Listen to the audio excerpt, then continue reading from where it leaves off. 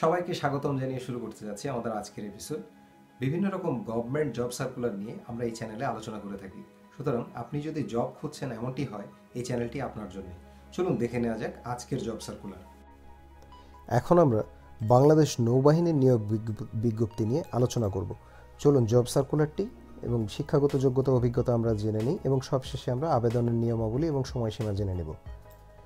প্রথমে যেটি আছে সেটি হচ্ছে কস্ট অ্যাকাউন্টস অফিসার, 7 নম্বর গ্রেড অর্থাৎ ফার্স্ট ক্লাস, শূন্যপদ 1টি, সর্বোচ্চ বয়সসীমা 35 বছর, শিক্ষাগত যোগ্যতা যে কোনো স্বীকৃত বিশ্ববিদ্যালয় হতে হিসাব বিজ্ঞান বিষয়ে প্রথম শ্রেণী বা সমমানের সিজিপিএ সহ স্নাতকোত্তর বা সমমানের ডিগ্রি অথবা অনন্য দ্বিতীয় শ্রেণী বা সমমানের সিজিপিএ সহ 4 বছর মেয়াদী স্নাতক বা সমমানের ডিগ্রি এবং সংশ্লিষ্ট ক্ষেত্রে 5 বছরের অভিজ্ঞতা থাকতে হবে।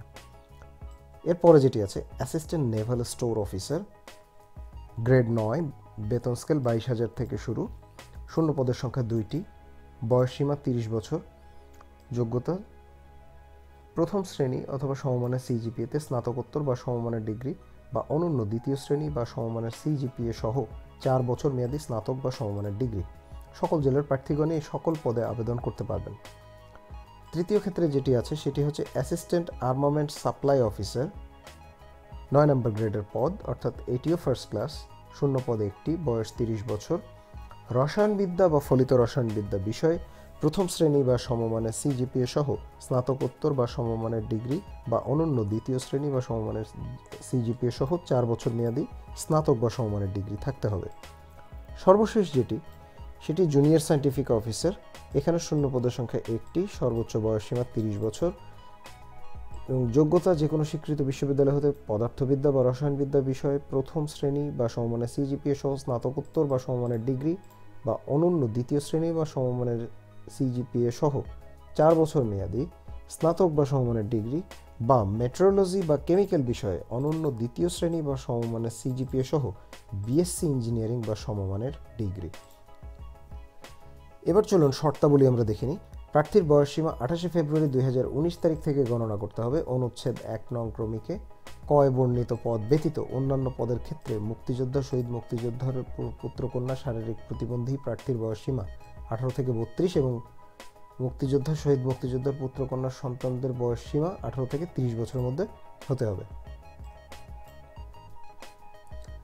সরকারি, আধা সরকারি, স্বায়ত্তশাসিত প্রতিষ্ঠানে চাকরিরত প্রার্থীদের অবশ্যই যথাযথ কর্তৃপক্ষের মাধ্যমে আবেদন করতে হবে এবং প্রার্থীকে পূরণকৃত আবেদন ফর্ম সহ নবম বা তদূর্ধ্ব গ্রেডের কর্মকর্তা কর্তৃক সত্যায়িত নিম্নবর্ণিত কাগজপত্রের 1 কপি ছায়ালিপি অর্থাৎ ফটোকপি সংযুক্ত করতে হবে।